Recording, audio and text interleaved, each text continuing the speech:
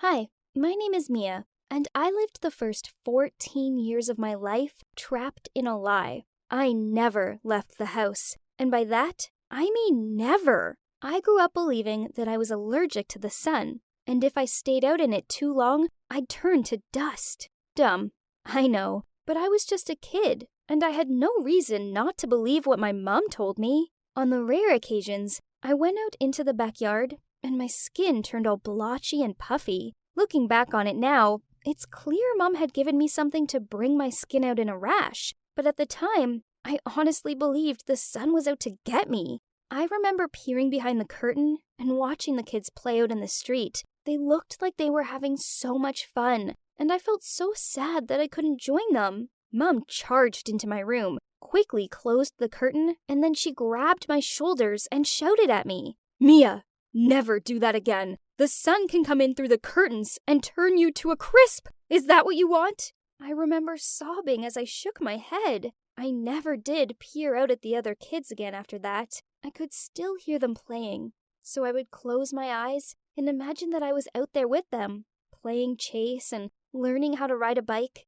I so wanted that to be my reality. The problem was I didn't have that life. Instead, I was stuck inside with no friends. I'd never even touched the grass before. Mom homeschooled me. She took this really seriously and got really mad when I didn't understand something. One time, I gave the wrong answer to a math equation, so she screamed at me, "You're such an idiot! I've had enough of you!" Then she locked me in my room without dinner. Crazy, huh? But back then, I was so scared that from then, I didn't dare to ask her anything. It's always just Mom and me, and no one else in my house. She said my dad had died when I was a baby. Again, I had no reason not to believe her. I never had a phone to talk to anyone, and who did I have to talk to? Still, I remember being fascinated by this strange object she often pressed to her ear. Whenever she was on the phone, I believed she was talking to herself. Mom would lock me in the house while she went out. Then when she returned, she'd just throw me something to eat. A sandwich, a packet of potato chips, and sometimes she changed the meal to bread. She never really cooked. I'm not even sure if she knew how to. My house was a simple old house. There's not many things in it. No TV, no sofa, a basic kitchen. I mean, it looks like an abandoned house, but I thought it was normal because I'd not seen any other houses. My room was small, cold, and dark. I only had a hard mattress and some itchy old pillows. I didn't even have a bed cover. I used to shiver myself to sleep each night and dream of being out there playing with the other kids. Then, things got worse when I turned 10. Mom stormed into my room, gave me some food and a pile of books, and told me that I had to stay in my room from now on, so she knew I was safe. I put up with 4 years of this. It was horrible. She chucked my meals at me and gave me new books once a week. I felt so hungry and lonely all the time. Then one day, when evening arrived and she still hadn't fed me, my hunger pains got the better of me. So I tried the door, and to my surprise, it wasn't locked. So I snuck downstairs. That's when I saw Mom pacing the room, her phone in hand. She said, "Yes, I know, Toby. Well, she's finally of age, so when are you coming to get her?" Then she said, "Tomorrow at 10 a.m. I will be counting the money." I didn't know what was going on, but I knew something wasn't right. Then I heard Mom say, "Well, I suppose I better go and feed her then." I quickly darted upstairs and lay on my mattress. Mom appeared and passed me a sandwich and some water. She sat down next to me, which was odd, as she hardly ever did this. And she smiled at me as she said, "We need to get you cleaned up, and I've bought you a new dress to wear." "Why, Mom?" I asked her. Her smile faded into a scowl, and she kicked my mattress. "Why do you always have to be so insolent?" I didn't want to upset her further, so I didn't ask her anything else. Then the next day, Mom made me put the new dress on and let me out of my room. Then there was a knock at the door, and Mom brought this strange man in. I'd never interacted with anyone other than Mom before, so I just sat there, feeling afraid. He was around my mom's age and tall, really tall, and he had unkind eyes. He passed my mom an envelope, and she opened it and took out a lot of bits of paper. I know now that this was money, but back then, I didn't fully understand what it was. Mom counted it out, then nodded at him and said, "She's all yours." "Right. You're coming with me, sweetie." He walked towards me. What? I stared at him open-mouthed. "Mia, you're going to live with this man now."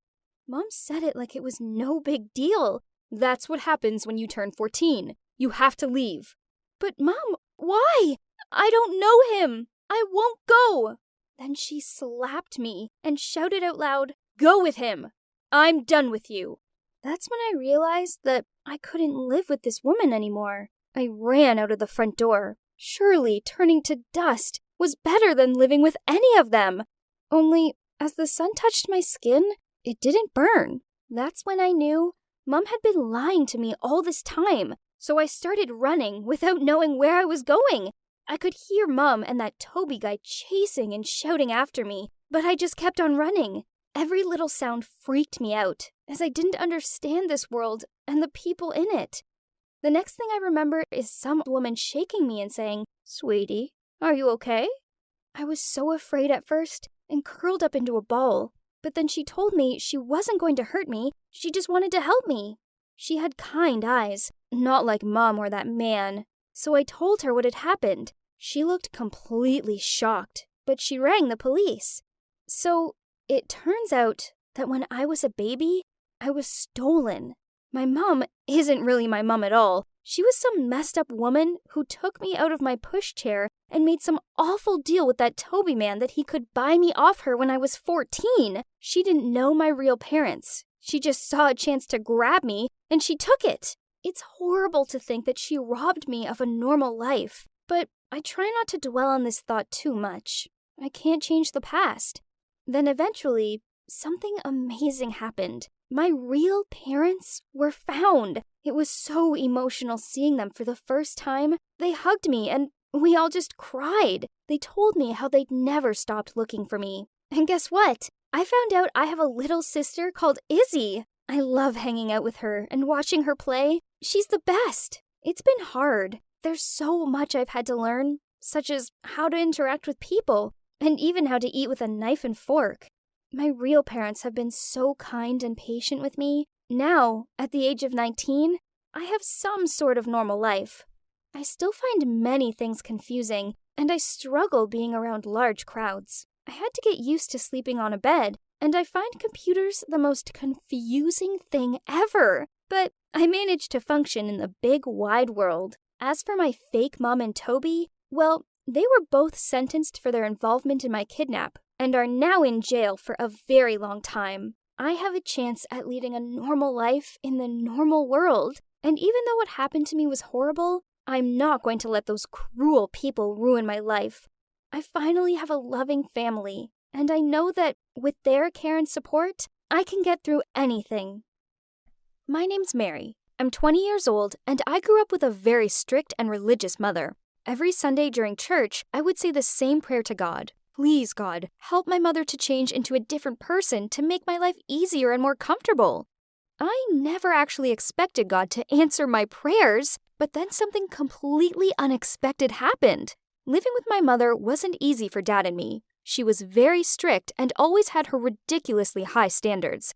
As a result of this, she gave us both a long list of daily house chores, and she could turn from a well-tempered woman into a monster at the slightest thing.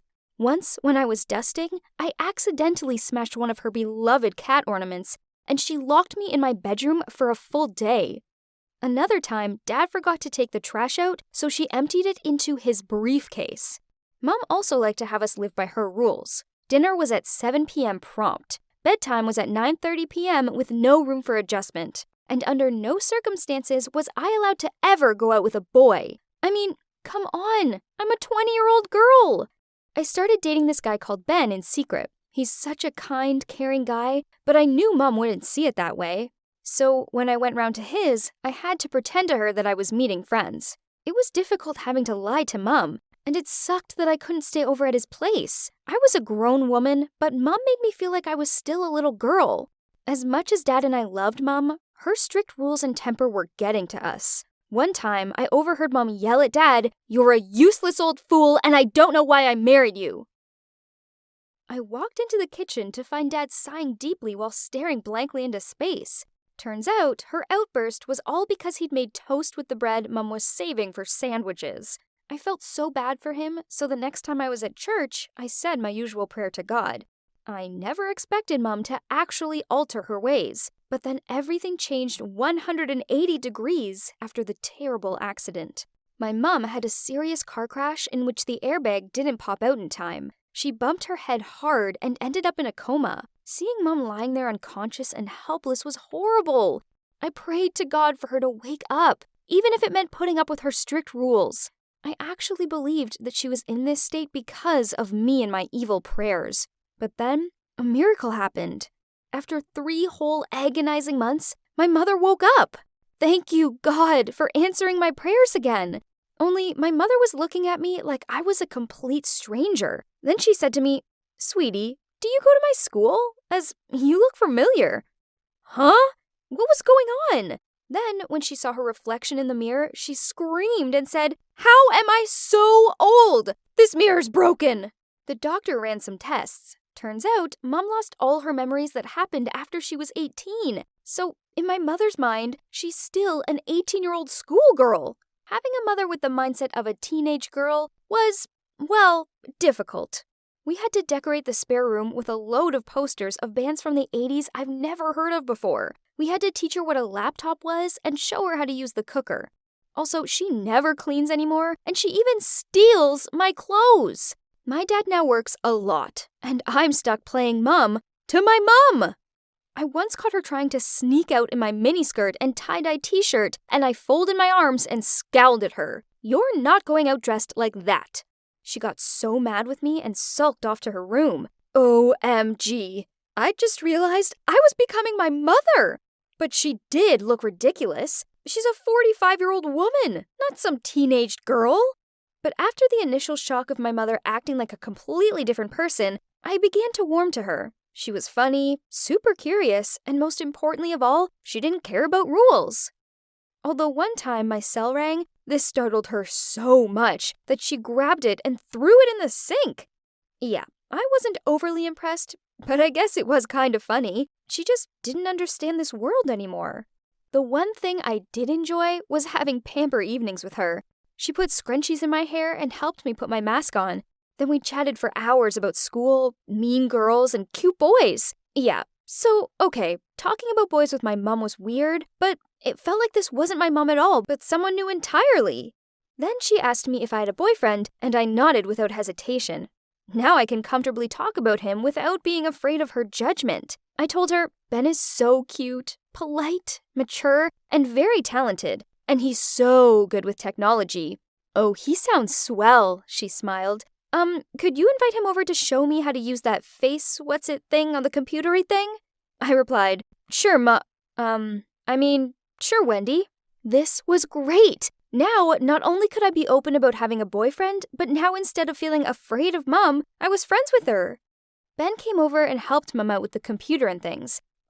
She still seemed completely puzzled by it all, but he seemed so chilled around her, even when she picked up the laptop and began to shake it in an attempt to get it to turn on. Yeah, the on button helps. I left them to it and went to get orange juice, but then I walked back into the room to see her brushing her fingers through his hair. When she saw me, she quickly pulled her hand away, and I was left wondering if I imagined it. But then later on, when we were watching a movie, she made a big deal of sitting next to him. Did my mom have a crush on my boyfriend? No, surely not. But then, after Ben left, Mom said, "That Ben is so handsome. Unlike that old man that also lives here, he has terrible dress sense and smells like cod liver oil tablets." This shocked me. Poor Dad. I guess it was a good thing he was working away so much, as I don't think he could have dealt with Mom being like this. Then, a few days later, Mom invited Ben over for dinner to thank him for helping her. At that point, I thought that maybe I was just too skeptical. My mother may be childish and impulsive, but she would never be her daughter's rival, right? While I was cooking in the kitchen, the two of them were laughing non-stop in the living room. They told each other endless stories, and it was annoying that my mother kept praising him and jumping up and down like a kid. I had to put on headphones and try to focus on cooking so I didn't have to hear those ridiculous sounds. But when I finished prepping dinner and took off my headphones, the house was strangely quiet. Where did they go? I walked out into the living room to the most horrifying sight. While Ben was trying to focus on the computer screen, my mother was sitting next to him on the sofa, her hands all over him. What the heck? Her hand was moving downwards and touching his thigh. "Stop!" I shouted. Startled, Ben stood up. That's when I noticed sweat drenched his shirt. He stuttered out, I didn't do anything. Your mother." And then he ran away. Needless to say, about my mom, she didn't look embarrassed at all. On the contrary, she turned to me and moaned out, "Thanks a lot, Mary. You scared off my date." I went crazy, threw a mirror at her, and told her to have a long, hard look at herself. She screamed back at me that Ben loved her because of her soul, not her age or appearance. And you know what? My mom and Ben are now texting each other. I don't know what's more shocking, that my mom's trying to steal my guy, or that she actually figured out how to text. Ben showed me some of the messages, and they're so bad, I actually thought I was going to vomit. One message said, "Please, Ben, I want to meet up in secret and kiss you and things. Mary never needs to know." Ben explained to me that he didn't know what to do. He says he loves me and never wants to risk losing me, but he didn't want to be rude to my mom as he knew she wasn't herself. Poor Ben having to deal with all this. From now on, I'm keeping Ben and my mom apart. So I've gone from having a secret boyfriend to having a mom who wants to kiss my boyfriend. My life is crazy. Please, God, I don't recognize my disciplined, strict mother anymore. And as challenging as it was to be around her, I miss her, and I just want her back. Have you ever questioned if your teacher hates you? I wish I didn't have to, but yep, my teacher hated my guts, and she went out of her way to make it very clear. I'm Lori, by the way. I'm 15 years old, and I guess you could say I kind of stand out because of my looks. People say I'm kind of pretty. Anyway, this year I started high school, although I only joined halfway through the year because I was off sick for 6 months with glandular fever. Yep, I had the dreaded mono. I was so tired of lying in bed feeling sorry for myself, so when the doctor said I could finally go back to school, I was over the moon. Little did I know what was in store for me. On my first day, I had to show all my teachers my hospital certificate to explain why I'd missed so much of the year. When I gave it to Miss Atkin, my math teacher, she smiled and said, "Welcome. Nice to see you feeling so much better." I smiled back at her and said, "Thank you." And I was about to walk away when suddenly she said, "Excuse me, you're Lori Hannison?" Her face looked all weird, and when I told her, yep, that was me, something inside her changed. She gave me a cold stare and told me to go to my seat immediately. I was confused a little bit about her attitude, but then I moved on from it. The most important thing was how I could catch up with my class. After missing 6 months of math, I was super behind and couldn't understand anything. My mom had to hire a tutor for me, and he was such a good teacher. Only after 3 months, I finally caught up with them. I had a notebook from our sessions with lots of notes inside, and whenever I couldn't remember something, I'd just look at it. Well, one day, I had it on my desk at school, and Miss Atkin caught me seeing my notes. She marched towards me, grabbed it, and slammed it down in front of me. She was so angry and got right up in my face and said, "Never, ever bring another teacher's notes to my class. Do you hear me?" As she said that, a little bit of spit flew out of her mouth and landed on my nose. I was horrified. Why was she so angry at me? It kind of scared me, and I thought maybe she was just angry because I wasn't as good at math as everyone else. After that, I didn't dare bring my notebook to class, but sometimes I still struggled, so I'd ask my friend who sat nearby to help me. Miss Atkin always caught me asking her and would put me in detention. One time I just sneezed too loud and she gave me detention. I mean, can you even believe? It annoyed me so much that I started to rebel. I'd often fall asleep in her class, and I seriously lost all motivation to do well. And that's not all. One day, I wore a new dress to class, and I swear I looked exactly like all the other girls at school. But Miss Atkin publicly embarrassed me by making me stand up in front of everyone, then said, "Girls and boys, Lori is a fine example of someone who pays more attention to what she wears than to studying. Don't be like Lori." I could feel myself blushing and I wanted to cry. She was deliberately being mean to me, and I had no idea why. I was not that kind of girl. I normally loved studying, and I didn't care about clothes and shoes at all. I couldn't say anything, though, because if I spoke back to her, she'd give me a worse grade. What made it all even worse was that she was also the cheerleading coach, and she had her pack of cheerleaders following her around everywhere. One time I was standing in the hall talking with my friend Joe. We'd been best friends since we were like 3 years old, and we also live in the same street, so we'd grown up together. Joe always had my back. So we were standing there chatting when Miss Atkin and some of her fave students walked by. Suddenly I heard one of the girls say, "Oh look, surprise, surprise, it's Lori flirting with a boy again." Then one of the other girls said, "Seriously, she's such a fake. I mean, she's using her illness to get attention from boys. How pathetic." I couldn't believe it. Did they think I was deaf or something? They were the ones who were fake with their thick layers of makeup and all of their gossip and drama. I didn't really care that they were saying these things, but what really got to me was the way Miss Atkin laughed along with them. I actually saw her nod her head, so she agreed with them. I knew that wasn't okay. And Joe saw it too. He was so angry and grabbed my hand and said we had to report her to the principal. I stopped him though and said, "Just leave it. I am still the new girl here and I don't want to cause any drama. And anyway, I have a plan." I smirked at him as I said this. So, Miss Atkin has this policy where if someone's phone rings in class, they have to answer it on speakerphone. And that policy includes her, too. So that day, I pretended to bump into her as she entered the class and watched as her phone dropped out of her hands. I quickly picked it up and apologized for being so clumsy, but at the same time, I unmuted it when she wasn't looking. Easy peasy. You see, I'd arranged for Joe to call her. This was going to be hilarious. Sure enough, 5 minutes later, her phone started ringing loudly. Her ringtone was Beyoncé's Single Ladies, and everyone burst out laughing. She freaked out and quickly grabbed her phone to cancel it. But Joe was persistent. He just kept calling, and everyone in class reminded her of the policy, so she had no choice but to answer it. Well, just wait for this. She answered, and suddenly Joe's voice filled the room. But he'd put on a funny accent to make himself sound older. "Honey, don't forget about our secret date at our favorite hotel tonight." Miss Atkin looked like she wanted to die.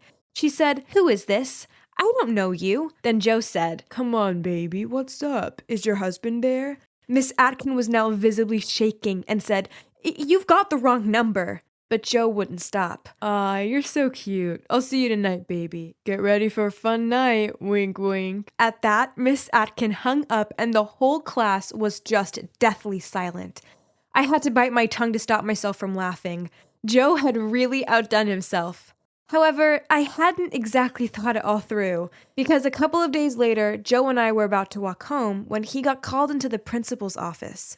I went with him, but they wouldn't let me in. I could see Miss Atkin in the room along with the principal and Joe. She'd somehow found out that it was Joe who'd called her, and now the principal said that Joe would be expelled and that his parents would need to come in for a meeting the following day. Oh my God, this was all my fault. When he came out, I rushed over and started apologizing, but Joe said, "Don't worry, I did it, so I'll take the responsibility." I was beside myself with guilt. I just kept saying, "Joe, no, this is my fault. I'm the one who should be expelled." But Joe wouldn't even listen to me. Well, that evening I told my parents the whole story. I was crying as I told them, and obviously they were angry, but they were also supportive. The next day, Joe's parents came for their meeting. The principal was there, and the school board, and of course, Miss Atkin. Luckily, my parents arrived just in time to interrupt the meeting, and we burst into the room. We told them the truth, how I'd been so ill and had to get a tutor, and that's why I carry that notebook. Then how Miss Atkin had treated me so badly and been so rude to me the whole time. I told them the phone call incident had been my fault and that Joe had just wanted to help me.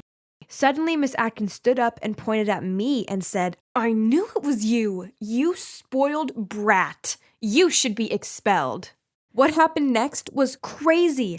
My mom jumped up and said, "How dare you speak to my daughter like that? You hate her because she's my daughter. Get over it, Angela. It's been years." Well, Miss Atkin ran towards my mom and said, "You're a horrible woman, and so is your daughter. You deserve each other." She was about to grab my mom, but my dad jumped up and stopped her. I didn't understand what was happening. Everyone was so shocked. The principal looked so puzzled. Then he told us all to go home and calm down. When we got home, my mom sat me down and said, "If you're being mistreated, you need to tell us. Don't suffer it out alone, okay?" I told my mom I was fine, and that school was great, but then my dad interrupted and said, "You're fine? Don't lie to us. You were almost expelled." Then my mom said, "Honey, calm down. It's not her fault. You saw her teacher. She's a demon." Then my dad just laughed, and I was so confused. Then he said, "Oh yeah, Lori, we should have told you this already, but Miss Atkin was at school with us." Then they told me how the three of them had gone to high school together, and both my mom and Miss Atkin had a crush on my dad, so they became sworn enemies. They fought all the time, and Miss Atkin had been expelled from school because of my mom. Of course, my dad hadn't known all of that back then, and he'd fallen in love with my mom. Wow, now I understand the real reason Miss Atkin treated me like that. She was obviously still angry at my mom, and when she'd seen my name, she hadn't been able to control her anger anymore, and she'd just released it all on me. My mom said, "Lori, you look exactly like me in high school. Because I was pretty, so many people were jealous." Then she turned to my dad, smiled, and said, "I can see that Joe is quite similar to your dad. You should be careful." At that, Mom and I burst out laughing. My dad was just speechless. And guess what? It all worked out in the end. Miss Atkin got reassigned to another school, and Joe and I were only suspended from school for 2 weeks. Now we're closer than ever, and there's definitely some real chemistry between us. Finally, high school is getting good again, huh? Have you ever wondered what being a parent would be like? How about if you suddenly became a parent and your parent became a teenager? Well, it happened to me, and I'm here to tell you all about it. Hello, everybody. My name's Heaven, and I'm 17. But don't let my name deceive you, because this Heaven came straight out of hell. I suppose I've never been the easiest child. Back when I was younger, I had a lot of temper tantrums and outbursts. Once, when I was 8, this boy took the green crayon I wanted, so I snatched it off him, then snapped it in half. He burst into tears, and the teacher got involved and tried to put me in the timeout corner, so I screamed at her and even gave her some bruises. The teacher rang my parents and told them this was the last strike, and I'd been expelled. When they picked me up, my dad just sighed and stayed quiet, but my mom yelled at me. "Well, I hope you're happy now, Heaven. You've brought shame to our family, and now we've got to find another school willing to take you." Now, 9 years later, and the relationship between Mom and me is worse than ever. We just don't see eye to eye on anything. To be honest, we're like strangers. She has absolutely no idea what it feels like to be a teenager, and her super strict rules are ridiculous, such as no boyfriends until I'm 18, no parties, no drinking, no staying out past 8:30 p.m., no unhealthy foods. No. She was such a fun killer. Jeez, who was she to try and control me like this? Ugh. Me being me, I tried to find my way around these stupid rules. I made out I was having a girly sleepover at my friend Clare's house, then ended up going to a party. I said I was at an after-school club, when really, I went on a date with a boy, and I chucked the healthy packed lunches she made me in the trash and ordered a greasy burger and loaded cheese fries instead. I hated the fact that Mom was ruining my life with all of her dumb rules, and she hated the fact that I didn't respect her enough to follow her dumb rules. Because of this, we argued. A lot. And my little bro John and my dad often found themselves stuck in the middle. I guess that they couldn't stand the icy atmosphere between us. So eventually, they themselves prepared for a family day out. And it was certainly going to fix nothing. Her rules still followed us to the park, and she'd even stopped me talking to this really cute guy and shouted at me to go mind John. Ugh! I wasn't here to be a maid! Then when we got home, she insisted I help her cook dinner. So I poured Dad a beer, and when I thought Mom wasn't looking, I slurped back the rest of the can. Suddenly, my mom screamed out, "What do you think you're doing? You're too young to be drinking!" I just rolled my eyes and said, "What? It was a tiny sip. Stop being so uptight, else you'll turn into a wrinkly old prune." Then I threw the can on the floor and walked off. She gave me a fierce glare, but I didn't care. How could she be just so serious? So when we were all sitting around the table for dinner, I could feel the tension between me and Mom. She passed John a plate full of chicken nuggets, but she passed me a plate heaped full of broccoli. Yuck! Where are my nuggets?" I asked. Mom replied, "John is a growing boy. You, however, need to eat some vegetables, as you're getting a little chubby." How dare she? I wasn't even fat. In fact, I'm so skinny, I could be a model. If anyone needed to watch their weight, it was her, not me. She was the one squeezing herself into her old pair of skinny jeans. So I grabbed my plate of broccoli and threw it in the trash. Mom got up and said, "Fine, go hungry. See if I care. And you can clean up after yourself from now on." I yelled back, "Ridiculous! There's nothing in my stomach and you're giving me chores? Is this child abuse?" But then my dad startled us by slamming his fist on the table. "That's enough! Both of you! Start acting like grown-ups!" We both muttered out sorry. Then Dad came up with his bonkers idea. "Okay, so if you two cannot live in harmony, why don't you trade places?" Mom and I were kind of confused. "What do you mean?" I said to him. "Well, it's simple. Heaven, you'll switch places with Mom and do the housework, shopping, making dinner, and taking care of John, and so on. While Ariana," he looked at Mom, "you'll relive your teenage years and go to school. Let's say for 2 days." Mom looked thrilled at the prospect of being me. As for me, I wasn't convinced. I mean, who likes doing chores? Besides, tomorrow at school was class picnic day, which meant no classes, lots of tasty food, and plenty of time to stare at cute boys. But Mom seemed so excited at the idea of being me, so I decided I could take advantage of this. "Does this mean I don't have to follow any stupid rules?" I asked, and Mom and Dad nodded in agreement. "Okay then, all the strict rules are gone." "Does this mean I can eat chocolate in bed?" John asked. I grinned. "You betcha!" Mom just shrugged and said, "It's okay, Mom. Now I have to prepare stuff for my picnic." And she excitedly ran upstairs. This would be a breeze, right? I mean, how hard could being Mom actually be? The next morning, John woke me up extra early and insisted I make him breakfast. Yawn. While I was pouring cereal into a bowl for him, Mom appeared. She was wearing her hat backwards. Geez, someone seriously needed to tell her it wasn't the 90s anymore. "Have fun, Ariana." I winked at her. "You too, Mom." She winked back. I watched her through the window. As she got on the school bus, she turned to me and did the peace out sign. Geez, could she be any more uncool? Whatever, she could be as cringy as she wanted. I didn't care, as I had the whole day at home alone. Or at least, until I had to pick up my bro from school. I didn't bother loading up the dishwasher, and I sidestepped past the massive pile of laundry and decided to spend the morning on the couch watching a chick flick and painting my nails. This was the life.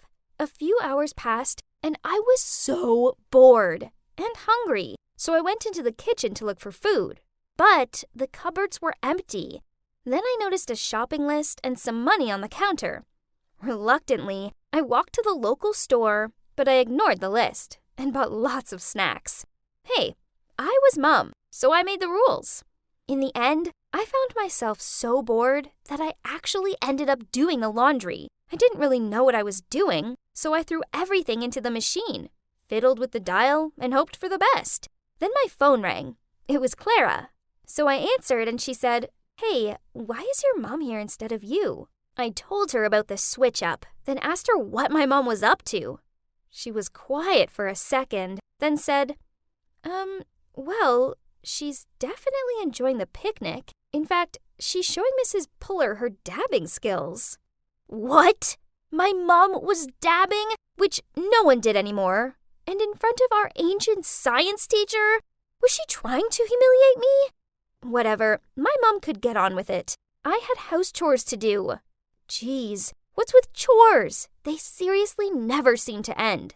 By the end of the day, I was so exhausted that I ordered takeout for everyone, then slumped in front of the TV. I finally had the option to stay out late, but I didn't have the energy to do it. Then, the next day, when I was doing yet more house chores, my friend Patrick sent me a photo. It was Mom. She was wearing a cheerleader's outfit that exposed her midriff. What? She was just at a casual football match. No one dressed up for that. Then Patrick sent me another picture. In it, Mom was fiddling with her hair and touching some jock's shoulder. OMG. Was she trying to flirt with him? Whatever. I didn't have time for this. I had to go pick John up from school, then go to the grocery store to get supplies for dinner. We arrived home to find Mom slumped on the couch, surrounded by empty wrappers and cans. On seeing me, she said, "Oh, you're back." I told John to go to his room, then I stormed over to Mom and said, "What's with all this mess? Clean it up!" She just smirked at me and said, "Nah, you never clean it up, so why should I? After all, we have switched places, remember?" She finished her beer, then burped loudly before she threw the can at my feet, then walked off. This was so annoying. I'd already tidied the living room once today, and now I had to do it again. My mom was so unfair. Then, when I finally managed to grab 5 minutes to relax with a hot chocolate, loud thudding sounds were coming from upstairs. It was her music. It was so loud, it made the ceiling shake. Jeez, she was so annoying. Then suddenly, it dawned on me. This was how I acted. Mom was just being me. So, okay, I guess I was a little harsh at times. I suppose being Mom wasn't as easy as it looks. So I decided to make amends by making a delicious dinner. But there was one problem. I can't cook. In fact, the last time I tried to cook, I set the crepes and the pan on fire. So, for safety purposes, I asked Clare and Patrick to help me. They had cooking class, so they knew what to do.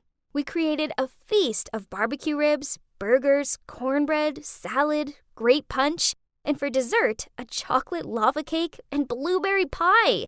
I swear they looked so good, I wanted to drool all over them. Mom came downstairs chewing her gum and scrolling through her phone, but then she looked at the food and stuttered, How did you make all of this?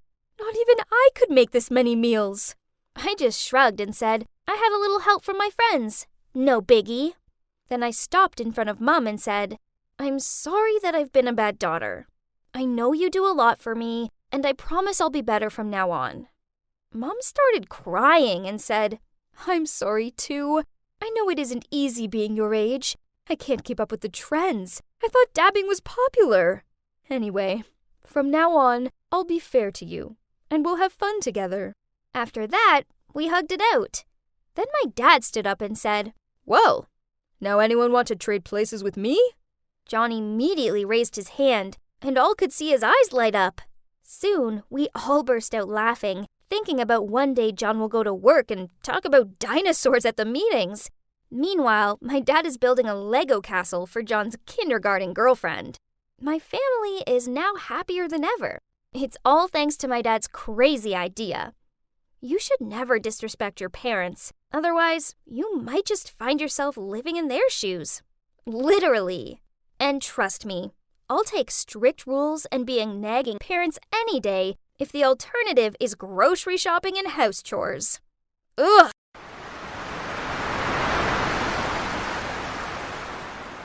Hey, get up! Who are you? What are you doing in my room? What? Excuse me?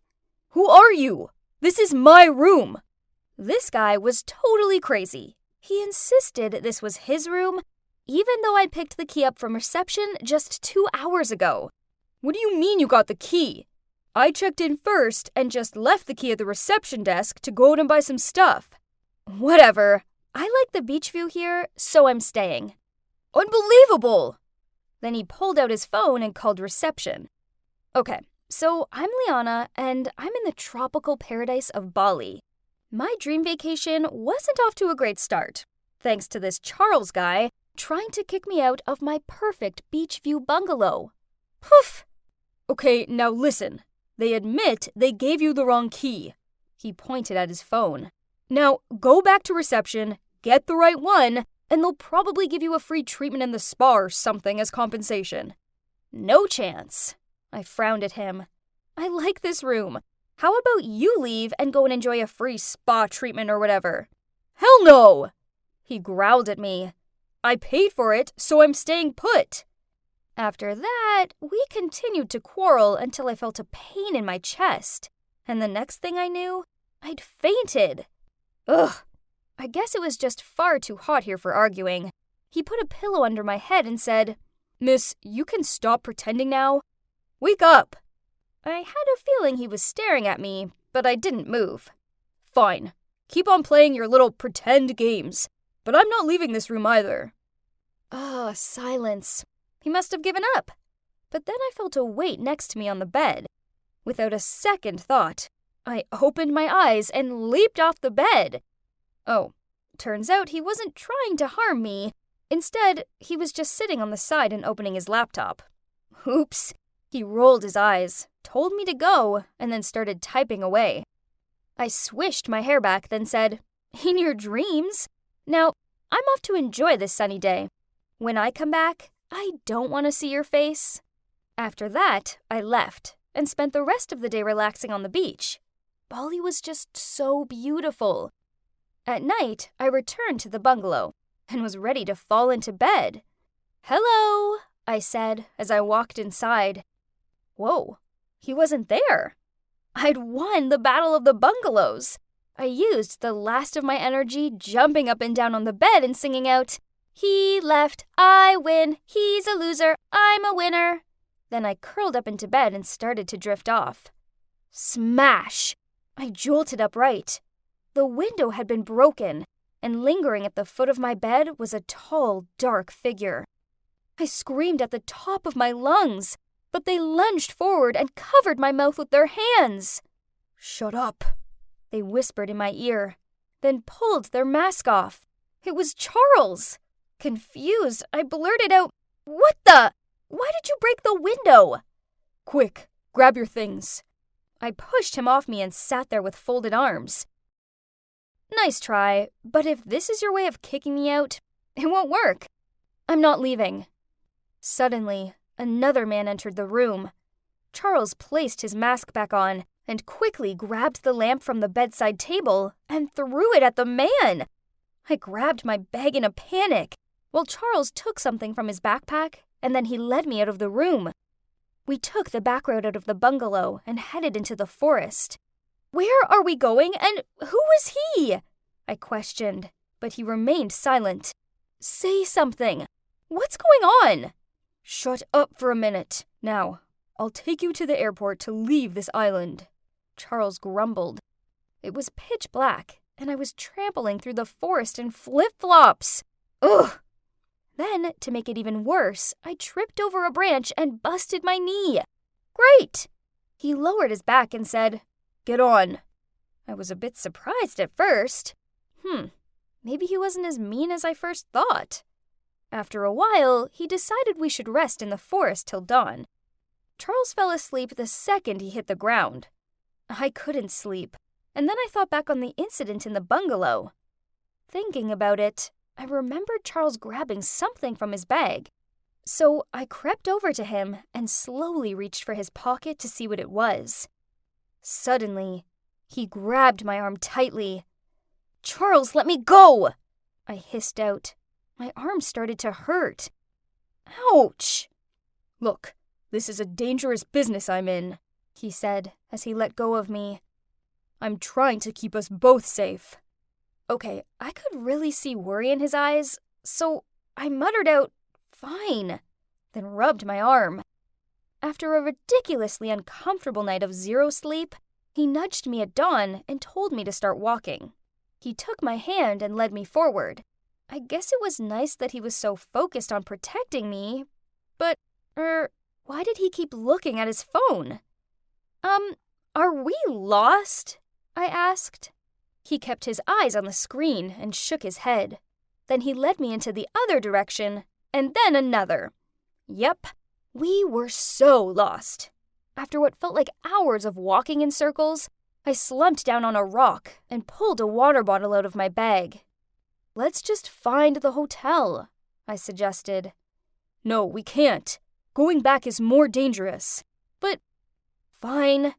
Can you at least tell me why we're sweating our butts off out here? I suppose I've implemented you, he sighed out. Still, you have to take this to your grave. I won't tell. Promise. They're after this. He took a USB stick out of his pocket. The president of the company I work for is carrying out illegal activities, and this is proof. Whoa, you're like James Bond! I smiled as I passed him the water bottle. Hardly. He laughed. Then he thanked me as he took the water and drank half of it without hesitation, then offered me the rest. He told me he was working for another company and had been sent in to investigate. So, you're betraying the president? I asked, skeptically. Kind of. Yes. By the way, I know you just wanted a nice vacation, but I've accidentally dragged you into this mess. I'm so sorry. Don't worry. I guess this is kinda exciting. But this is the summer getaway with the most insects I've ever had. I swatted a mosquito away. I heard him laugh, but hang on. Why was he all blurry? I slurred out. Is your head heavy? Then I saw him faint in front of me, and a few seconds later, the world turned black. I flickered open my eyes. My head hurt. I was tied to a chair. And so was Charles. There were some scary-looking guys staring at us. Oh no, this couldn't be good. One man walked over to Charles and in a stern tone said, Charles, hand over the USB, and no one gets hurt. I don't know anything about a USB, he muttered out. I don't want to give out threats with her here. But if you insist... One of the bodyguards walked towards me, grabbed my hair, and pulled it backward. If you don't find value in her life, just keep it and watch her die. Stop! Leave her out of this! I don't have the USB. I dropped it somewhere in the forest. Then he turned to me. I'm so sorry I got you into this. The man sneered. Stop being so emotional, Charles. It doesn't suit you. I was shaking with fear as the man pulled something out from his back and pointed at me. Last chance, Charles? He shouted out. No! It's in her pocket! He must have snuck it in there when we were in the forest. Did he really believe that I would escape and expose the evidence? Then... Cut! Good job, guys! We should be nominated for an Oscar award after this, I joked, while the men kneeled down and untied me. About time, I said snidely, as I took the USB out of my pocket and began spinning it with my fingers. I peered down at Charles and smirked. Thanks for protecting me and everything, but it turns out I have what I needed. What? Who are you? Charles asked in shock. So, I put him out of his misery and told him everything. Yeah, I'm the daughter of the company's president, the same said company that he stole top-secret information from. My father asked me to go and find him. The wrong reception key was a setup, and my water bottle has a mild sedative in it. You don't understand. What your father did was illegal, he insisted. I rolled my eyes. Yeah, whatever you say. I started walking away. Please, see for yourself. Look at the USB. I chewed on my lip. Poor Charles. He was no match for me or my father. Soon, we'd all be on a plane and flying back to the US, and then he would pay for what he did. Well, that was a job well done. So now it was time to relax with a glass of champagne. After all, I deserved it. One simple extraction back home, and my father's company would be saved. And Daddy's little girl would get a pat on the shoulder for yet another job well done. Hooray! But I must say, I kinda pity Charles, being a pawn in somebody else's game. He was really nice, and clever too, but not enough to see all this coming, apparently. I took the USB out of my pocket and stared at it. But what secrets did my father keep? We didn't have anything fishy, right? My father did talk a lot about how hard he worked, and how honestly he conducted himself. So why did he specifically ask me not to peek at the file? A little look wouldn't hurt, right? I know. It's not very good of me to disobey my father, but come on, I'm his daughter. I'm set to take over from him anyways. So consider this a double check, eh? Just to be sure. I regret looking at that file. I truly do, as the truth was unbearable. It turns out, my father had been lying to me from the very beginning. So Charles was actually telling the truth. He was indeed stealing dirty secrets from my father to bring it to the light. Ironic, isn't it?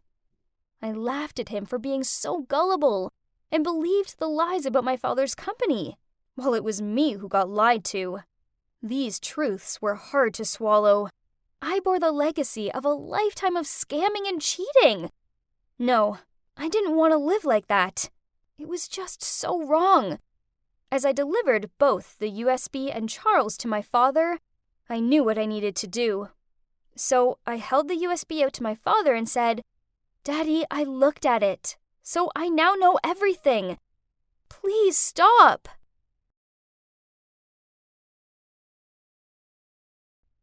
Leanna, so your father turned himself in and will be in jail for a while. So what do you plan on doing with the company? I was quiet for a moment. This was a big question. Should I continue with my father's business or put an end to it once and for all?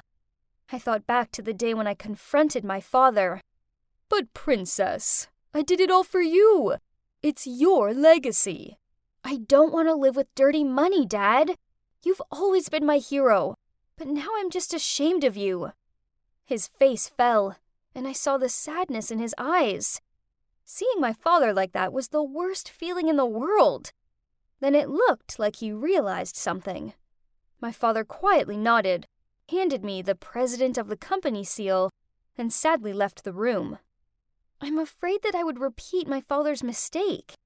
So, taking a deep breath, I looked the journalist directly in the eyes and assertively said, "After careful consideration, I've decided to close the company." After the conference, I was on my way out of the building when Charles caught up with me and asked, "Well, Liana, what will you do now?" I shrugged. I don't know. I suppose anything is possible. Although, I do need a place to stay first. I can't return to mine. I can't bear it. Well, if you'd like, you could stay with me. Charles smiled at me. Yeah, I'd like that. Then grinning, I added, as long as you don't try to kick me out this time, or drag me through a forest. I hate what my father did, but in the end, he did own up to his crimes and is paying the price. As for me, I was just going to take one day at a time and see where life took me. And if that just so happened to involve a certain James Bond wannabe, then so be it. 5, 6, 7, 8. Wow, honey, you're so good. Oh no, now I'd lost count. How long had she been standing there for? Oh, sorry. I didn't mean to startle you. Can you teach me some moves? I hesitated, but I didn't want to sound mean, so... Sure, Carol. Come in. I'll show you some of the basics. I did some simple moves for her to follow, but... Oh man, she was awful. Seeing an out-of-shape, middle-aged woman attempting front lunges and high Vs isn't something you see every day. But I did appreciate that she was putting the effort into getting to know me. Oh, sorry. You must be wondering why I was calling my mom by her first name. Well, she's actually not my mom. She's my stepmom. You see, my mom passed away when I was 10. Then last year, when I turned 15, Dad started seeing someone again with help of a matchmaker, and he thought it was important for me to have a mother figure, and that's how he ended up marrying Carol. I enjoyed having bonding time with Carol, but it quickly became kinda uncomfortable. She watched me practice my cheerleading moves every night, started up conversations about the boys at my school, and she insisted on binge-watching TV series with me. Yeah, you all must know how awkward it is having an adult sitting next to you while there's some romantic kissing scene on the screen, right? Jesus, I needed my privacy. Then one time, I arrived home from school to find her in my room, going through my makeup. Donna, sweetie, how exactly do you use this? Okay, so this was a bit too much. She's crossing some lines here, messing around with my stuff without asking, but I couldn't bring myself to get mad at her either. You see, Carol is the definition of an ideal housewife. She's such a kind-hearted woman, and she always kept the house immaculate and cooked delicious meals. Maybe she spent so much time doing this that she didn't have any time to take care of her appearance? Hey, everyone deserves to feel beautiful, right? So I showed her how to apply makeup. Carol, you do so much for Dad and me, so I think it's about time you treated yourself. How about we go to the mall tomorrow? I would love to. I thought I was doing something nice for her. Little did I know, this was the start of something crazy. The next day at the mall, I took her into a clothing store where women her age shopped. I held up a nice blouse, but she shook her head. Then, to my utter dismay, she insisted we go into the Pull & Bear store next door. But Carol, that's for teenagers! But she still marched us in there. Then she pointed at an outfit and asked me if I could try it on for her. I wanted today to be about her, not me. But okay, as long as she's happy. I stepped out of the dressing room and twirled, and the store staff immediately complimented me. Then Carol suddenly turned to the staff and asked them to get the exact dress in size XL. What? Was she going to wear that too? Carol coyly stepped out from behind the curtain and asked, "So, what do you think?" I froze for a moment. I mean, look at her. She looked ridiculous, but I couldn't tell her that, so I reluctantly gave her a thumbs up. And just like that, Carol bought us both the exact same dress. But there's more. She suggested that we both wear them right now, while we were still in the mall. I spluttered out, shouldn't we save them for a special occasion? But her mind was made up. So, there we were, daughter and stepmom walking through the mall in matching dresses. I could feel all eyes were on us. We even ran into one of my friends, and she mistook Carol for my cousin. At least, that was until she saw Carol's face. That poor girl looked like she'd just seen Annabelle. Carol sure was flattered, as on the way home she beamed as she said, "To think, your friend thought I was your cousin.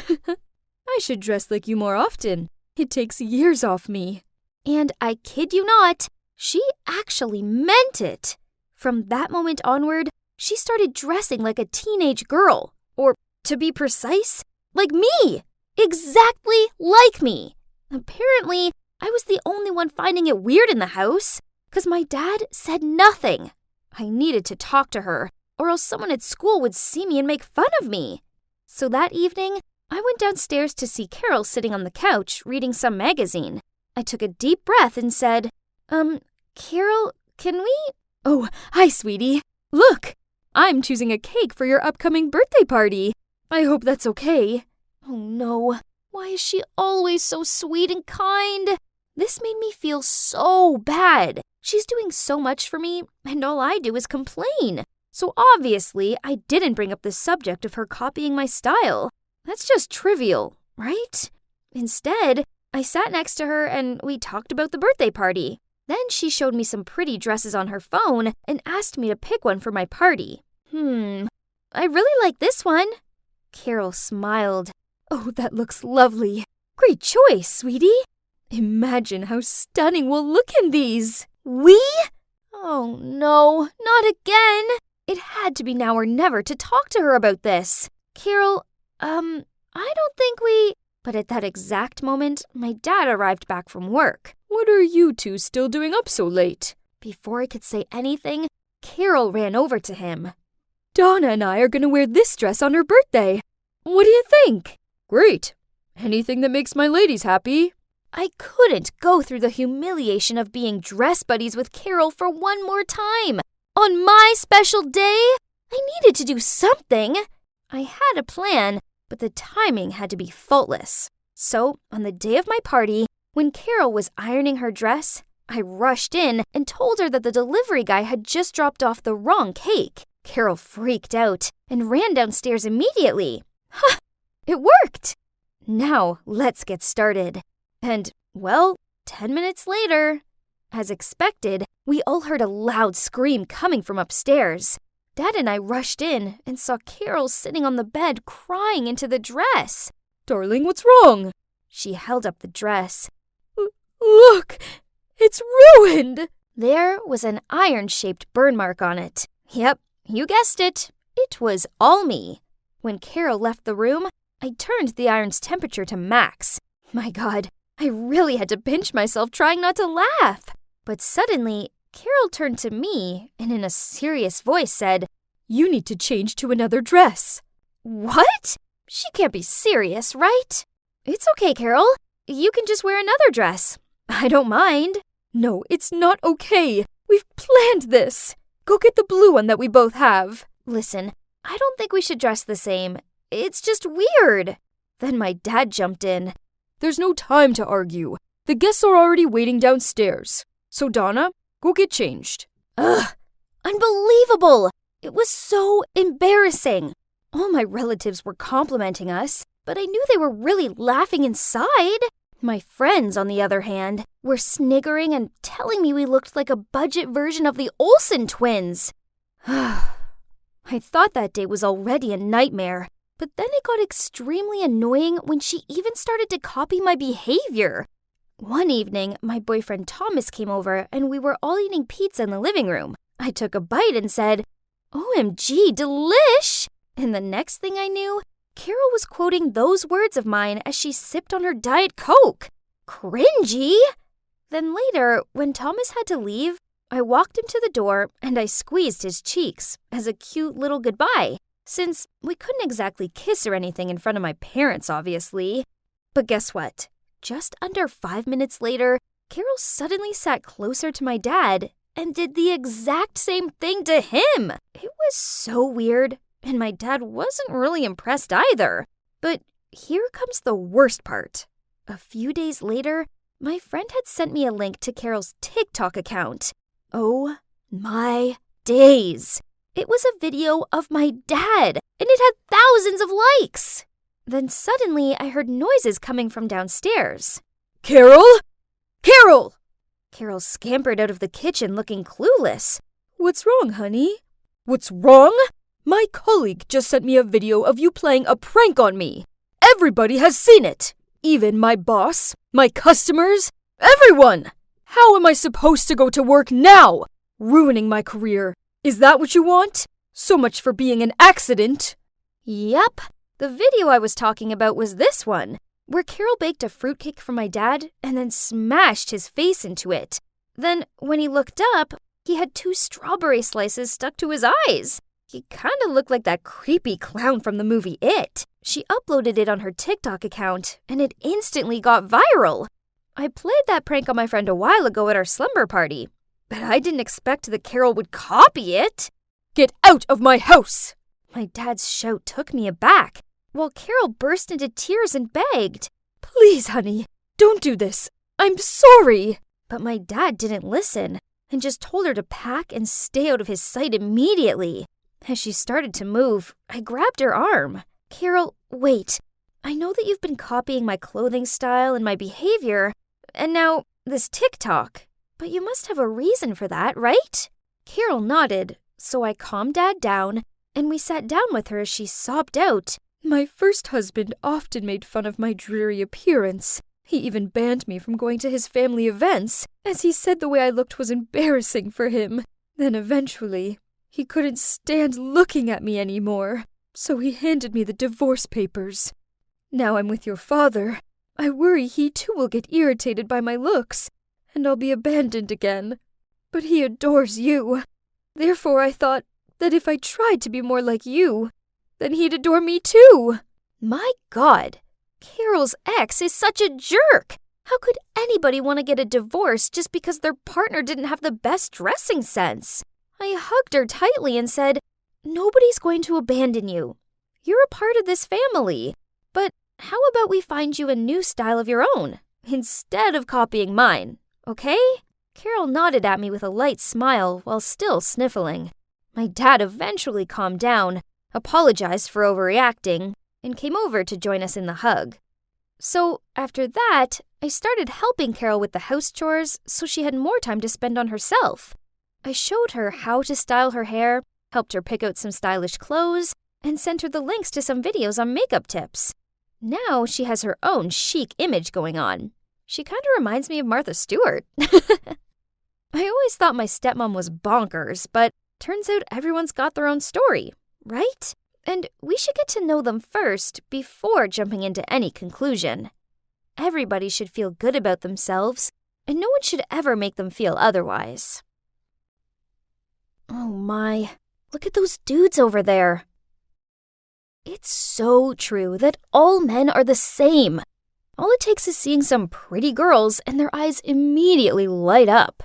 I was about to ignore these jerks, but then this couple walked in holding hands. Instantly, the jerks started making a fuss. "Ew, look! That's gross!" Then they pretended to retch. Geez, these idiots needed to keep their outdated views to themselves. Well done, guys. You've just booked yourself the 99th place on the playbook. Let me show you my playbook. In here, you'll find all types of men, from nerds, hot boys, jocks, and successful businessmen, but they all have one thing in common. They are all bad. Hi, I'm Monica, and I'm a playgirl who was trained to take revenge on men. Since I was little, I was taught that all men are bad, and it's my duty as a woman to teach them a lesson, especially homophobes and womanizers. Now all that's missing is the 100th prey? Then done! Hey sis, family meeting now! Oops, duty called. Mom's gonna reveal our final mission. Now, where are my books and pens? Yeah, those two are my colleagues and also my competitors. There's Cindy, my impulsive little sister, and next to her is Grace, my older, super smart, and slightly more mature sister. As for me, I'm something in between. Not as childish as Cindy, but not as calm and collected as Grace. Oh, here's Mom. Okay, let's get to the point. So this is it, the last goal, and it's the biggest one yet. So, this time you're not working together, but on your own. This target won't be easy, but you all have your own charms, and I have every faith in you all. And the time starts now. Dennis Groff. Let's see. Oh, he's quite handsome. The son of a CEO and super rich. It figures he's a lady killer, duh. But why did Mom assign him to us? I mean, she usually just lets us set our own goals. Also, why do we have to compete against each other? Maybe it was because it was the 100th target, so she was making it extra challenging? We all love Mom and want to please her. I mean, who doesn't want to be the last one to complete the family playbook, right? I stayed up all night making a plan of action. From my social media stalking, I found out that Dennis's friend was having birthday celebrations at a bar in town tomorrow night. So, the next evening, I put on the sexiest red dress that I've bought for this specific occasion and walked confidently into the bar. All eyes were on me, except Dennis's. Excuse me? Was he going to the bar for free Wi-Fi or what? Seeing that, I took a glass of wine and gently approached him. But suddenly, a strange guy came out of nowhere and pulled my hand back. Honey, where are you going? Have a drink with me? Get out of the way! I'm busy. I was about to turn my attention back to my prey when, oops! The strange guy tripped me up, causing me to stumble onto the ground. This was so embarrassing. I guess I just have to call it a night. But suddenly, an arm appeared in front of me. I looked up and, hey, it was Dennis? I was a bit surprised, but quickly regained my confidence and let him help me up. After that, he offered to buy me a drink, and then we ended up chatting into the early hours. And jackpot! Turned out he's as big of a golf lover as I was, so I persuaded him to join a golf club with me. Ain't that a smart move? A week later, and it was progress report day. One by one, we told Mom what we'd done so far. Cindy tried hard to approach Dennis by coming to the billiard hall that he frequented, and being the typical impulsive kid that she is, she bombarded Dennis with messages on social networks. She seems to be quite optimistic, though, as Dennis responded to her quite friendly, and the two kind of vibed when it came to billiards. As for Grace, she applied for the position of assistant manager at Dennis's company. I know. Man, my sister is a genius. She even said that she already felt some chemistry going on, as he wouldn't take his eyes off of her. Mom seemed impressed with the progress we'd made so far. Everyone's attained certain achievements, but sure thing, I was still in the lead. I felt it. I don't know if I'm being delusional, but Dennis and I were getting so close, and he had also shown some gestures of concern for me. Anyway, it appears that I'll have to work even harder than I first thought to win this one. Yeah, I did used to wonder if what Mom always said about men was 100% true, and why my sisters and I had to do all this. Until one day, back when I was 16, that day, I was going into my mom's room to borrow some jewelry for catfishing when I found an open notebook on the ground. Curious, I picked it up and discovered it was Mom's diary, and it was in a tragic story. She once fell deeply in love with a man, but then ran into him with someone else. Worse, she didn't even have a chance to confront him. Instead, she got his message right away. I knew the truth already. You're not a real woman. We're over. Not a real woman was what that Nick called my mom. Ridiculous! Just because my mom is a transgender? She did not go through all this pain and heartache to be disrespected like that. My mom's life was tragic, like a movie. Curiously, I flipped through it all from the beginning, and my heart felt like it's actually breaking, finding out what Mom had been through. Turned out, she and Nick were part of a group of 3 back in high school, alongside Maureen. Nick and Maureen were a couple, so my mom, as Jack at that time, had to keep her love from Nick a secret, and poured it all into this diary. Unfortunately, Maureen found out her secret and exposed it to the whole school, which made everyone make fun of my mom, and she had to leave in shame. After so many years, she was still not able to forget Nick, so she decided to do the trans surgery to return to find him and fight for her love. They had some happy months together, but on that one disastrous day, she found out that he cheated on her. And it was with none other than Maureen. Harsh! How can people be so cruel to each other like that? Mom was a good person, and thanks to her, orphans like Cindy, Grace, and I could have a home. I owed so much to her, which is why I was desperate to succeed at her last mission and to make her happy. Back to the mission. Everything was going great between me and Dennis. He took me to the golf club and out for dinner. For a rich businessman type, I had to admit that he wasn't all stern and serious. Actually, he was a lot of fun to be around. Then, when he dropped me off after a date, he touched my hand and said, Monica, I'm really enjoying getting to know you, and I would like it very much if you would come and have dinner with my family tomorrow. Whoa, this was great! I mean, this project would be way easier now I had an open invite to scope out his family. But no. What is this feeling? I had butterflies in my stomach, and my palms were sweaty. It must just be the thrill of meeting Dennis's family, right? But why couldn't I stop thinking about his cute laugh and his dreamy eyes? Oh no, I think I might have actual feelings for him. From then on, I found myself wanting to scream and throw stuff at Cindy and Grace every time I heard them bragging about how close they were getting to Dennis. I'm crazy, aren't I? Now what? Am I the predator or the prey? OMG, I'm so nervous, I literally can't stop shaking. Whoa, they looked so wealthy and classy. His parents were both really sweet, and I soon felt a lot more relaxed. We had dinner and the conversation flowed easily. There was just one thing that kept bothering me. His dad's name is Nick? Surely this was a coincidence, right? I mean, Nick's a popular name. Something didn't sit right with me, so I knew I needed to say something to Mom. I anxiously walked back and forth until I heard her car pull up outside. Mom, is Dennis's father that man? She looked stunned, then slowly sat down, sighed, and told me everything. Just like I thought, she picked Dennis to be the 100th target, or more like a bait, just to take revenge on Nick. Furthermore, she wanted us to use Dennis to make Nick go bankrupt. But what did Dennis do? If you have a problem with Nick, then talk to him. Why drag his innocent son into it? Mom and I were having a heated argument when Cindy and Grace approached. What's wrong with you? Stop being so smitten. Mom just wants to use us as tools for personal revenge, and she doesn't love us at all. Don't be so insolent. I see that you're letting your emotions screw up your decision. Nick treated our mom badly, so his son deserves to pay the price for this. You know how much pain he caused, Mom? Don't you want to fight for her? Wow, you totally suck and are an awful person.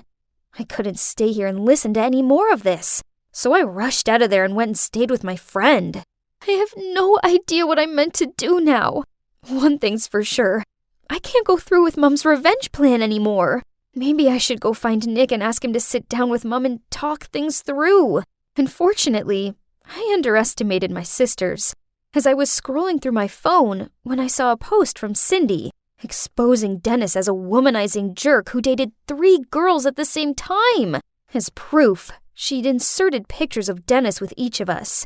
Trust her to do something so childish. It gets worse, as Grace linked up with a hacker to splatter the company's website with things like, Mr. Nick Groff, the president of Groff Corporation, is a liar, traitor, and homophobe.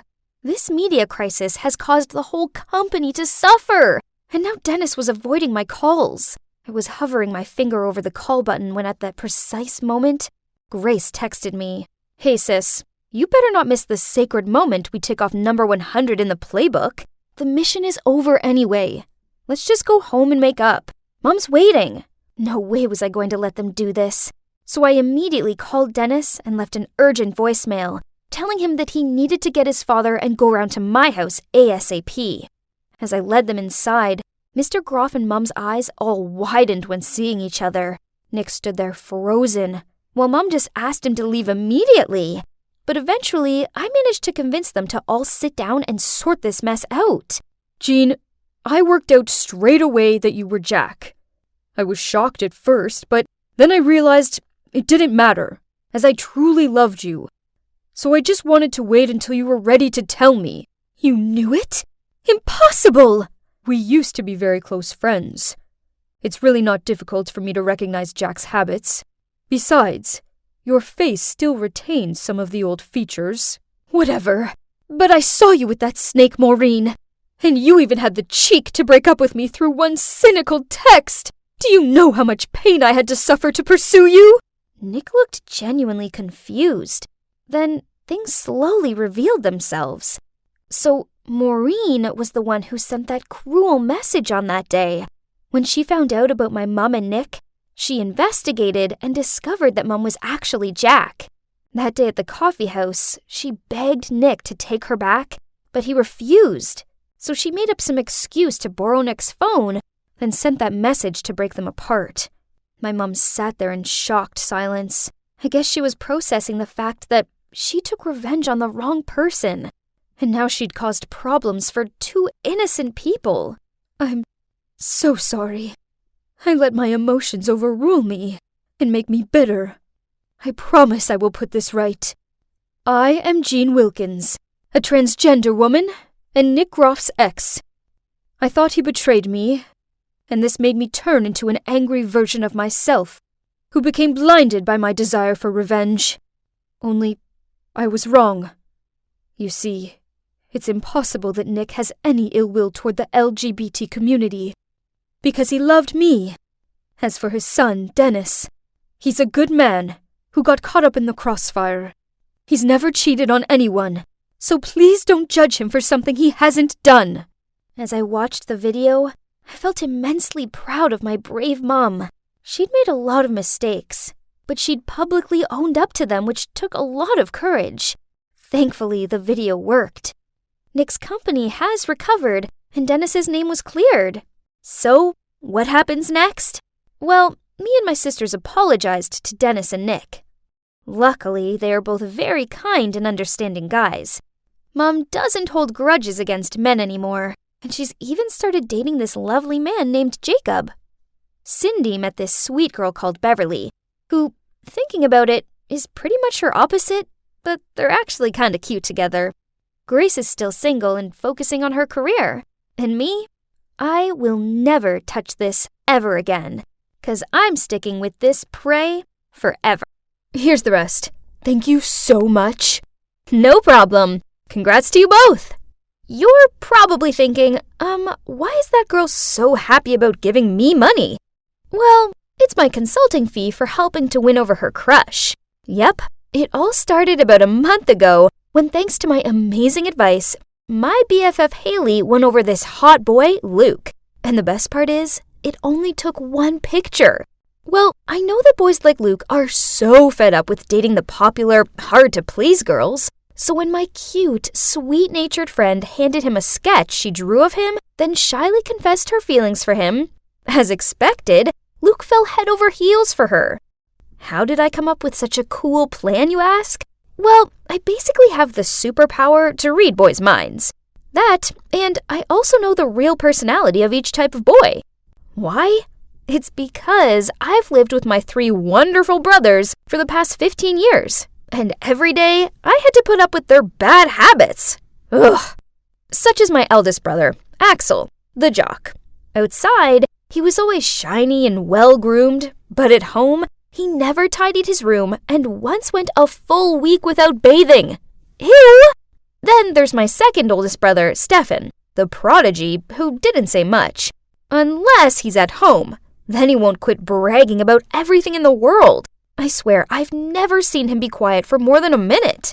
Then lastly is my youngest brother, Gavin, the friendly one. Haley thinks he's so kind and gentlemanly, but she doesn't see him at home when he's always teasing me and stealing my food. God, just talking about it makes my blood boil. So tell me, ain't I qualified to open a relationship counseling service with such broad knowledge of guys yet?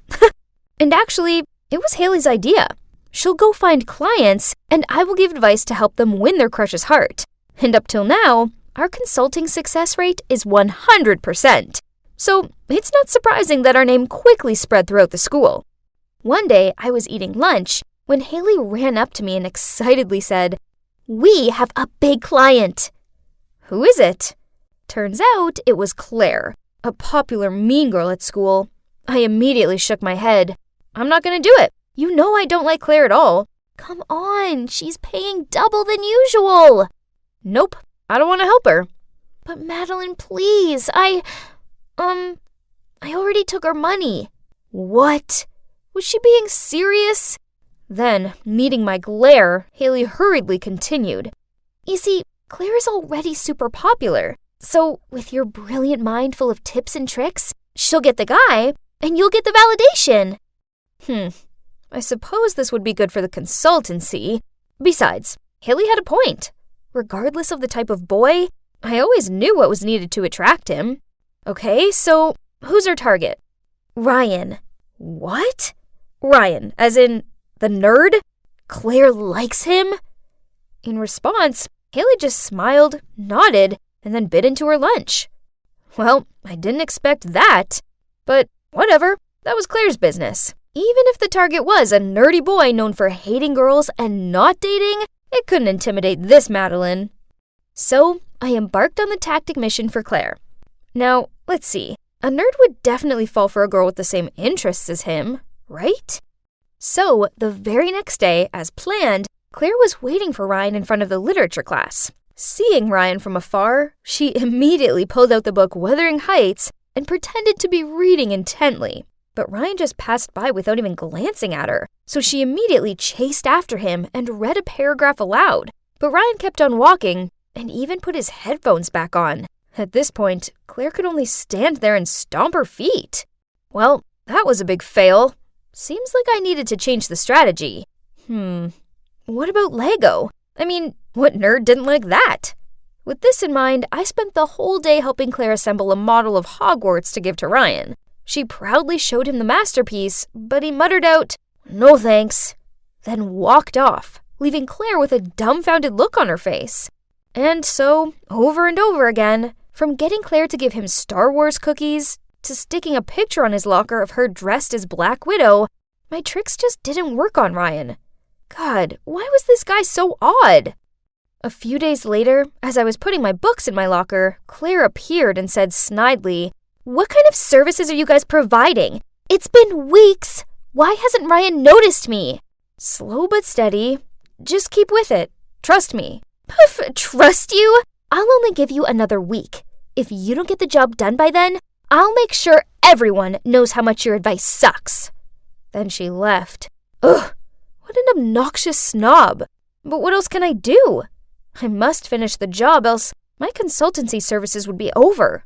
Besides, this Madeline couldn't fail like that. And that's when I had an idea.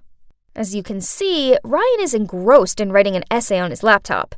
And there's me, Claire, and Haley sitting on the table nearby, pretending to read books, when in actual fact, we were watching Ryan's moves. Suddenly, Ryan let out a yelp, which made the whole library jump and gained him a dirty glare from the librarian. Then Claire sashayed over to him and said in a sweet voice, "Hey Ryan, is everything okay?" "No, my laptop's glitched out. My important essay is on there and I haven't saved it. This can't be happening." He jabbed at the keys. "I'll take a look. I'm pretty good with computers." She leaned over the laptop. Suddenly, Ryan's laptop made a noise and came back on, and the essay was perfectly fine. Wow, who would have thought that a hot girl like Claire would be such an IT expert, right? Ryan profusely thanked Claire and even invited her to lunch. Aha! Success, finally! But hey, don't tell me you also believe that Claire knows that much about computers. Of course not. It's all thanks to my brother Stefan. He showed me how to quickly install software to make it look like it was broken. So I used it on Ryan's laptop when he went to grab a book. My bro also showed me the secret code to get it working again in a flash, and I passed this on to Claire. Finally, the most difficult mission I've ever faced was over, and Claire and Ryan were officially dating. I wanted to celebrate, so I planned a movie trip with Haley. But then Luke surprised her with amusement park tickets, and she canceled to go with him. Ugh, so much for mates before dates. So here I am alone. It's safe to say I was in a bad mood, but then to make it worse, the couple sitting behind me kept teasing each other, loudly smooching, and even kicking my chair. Ugh, I can't take it anymore. I turned around and was about to give them a piece of my mind. Huh? It was Claire with Jackson, the troublemaker from math class. The two of them also panicked when they saw me. What is this? Didn't she just ask me to help win over Ryan? Before I could ask her what was going on, she dragged me into the lobby. You better keep quiet about this or else. I don't get it. I thought you liked Ryan.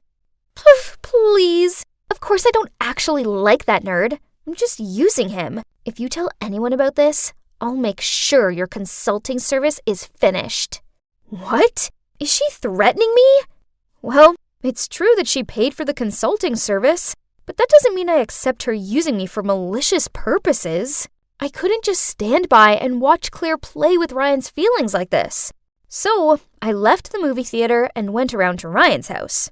As soon as he opened the door, I blurted the truth out to him. He looked bummed out about it, and then shouted at me to go away. Please, Ryan, we can't let her get away with this. We need to teach her a lesson.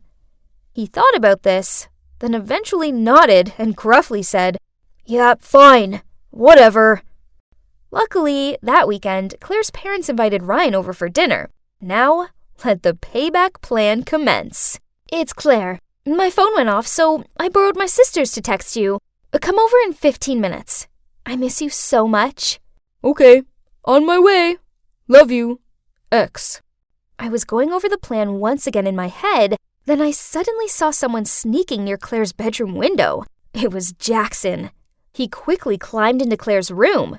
I texted Ryan at once. The prey has arrived, then climbed in after Jackson. Seeing me, Jackson was frantic. What on earth are you doing here? Right at that moment, we heard footsteps outside. Afraid to be caught, Jackson ran over to the window to escape, but I quickly rushed over to block his way. What are you two doing in Claire's room? That was Claire's mom, and behind her was Ryan, and a panicked-looking Claire. Claire, please can you explain to me why there appears to be a gathering taking place in your room? Claire gave a flustered look, then blurted out, well, I'm dating Jackson. I only lied to you that I was dating Ryan because he's a top student, so you wouldn't stop me going out to see him, as I knew you'd never accept Jackson. It turns out, Claire's parents were so excited about her daughter dating such a smart boy like Ryan that they wanted to invite him over, which is why she hired me to help. They were furious to learn she'd been deceiving them, and no surprises, they grounded her for a month with no allowance. Poor her, but she had it coming. So, now what? Well, I decided to stop the consultancy service. I love helping people, but I don't like seeing anyone get hurt. Most people used my service for the right reasons, but I can never be sure that someone wouldn't use it for the wrong reasons again, and I don't want to be any part of that. It's not all bad anyway, as I've made a new friend out of it. Ryan. Speaking of which, he once caught up with me after class and said, "Hey, I need your consultancy help. It's pretty urgent." I sighed and replied, "Ryan, you know I don't do that anymore." "But you owe me one. I want you to help me ask this cute girl out. I really like her. Her name is Meline." Huh? I didn't know any other Madelines. Oh. Hang on. Did he mean me? Right on cue, Haley and Luke appeared. "Hey, Ryan, if Meline rejects your case, I'll do it. I have a lot of experience, too." I rolled my eyes at her, then peered at Ryan. OMG, he liked me. I couldn't stop blushing. It looks like this matchmaker may have just accidentally managed to match herself.